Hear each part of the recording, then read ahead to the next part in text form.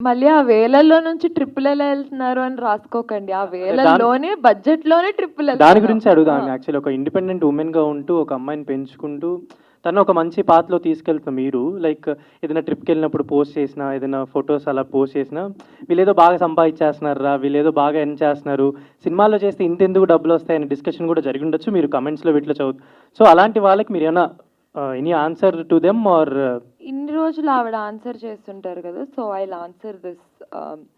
These అంటే ఈ గత 1, 2 మంత్స్‌గా నేను ఇన్‌స్టాగ్రామ్‌లో అంటే అందరికీ మెంటల్ హెల్త్ అనేది చాలా ఇంపార్టెంట్. సో, అది కొన్నిసార్లు అది ఎందుకు ఎవరికి డౌన్ అవుతుంది, ఎక్కడ అవుతుంది వి నెవర్ నో.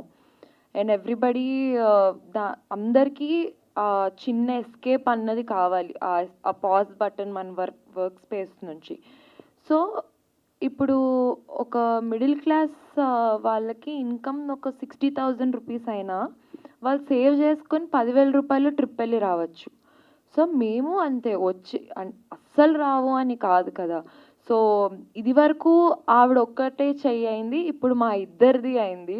సో, మా ఇద్దరి చేతులు కలిసి మా ఇద్దరితో మేమిద్దరమే ఎళ్తున్నాము. So, it's our money.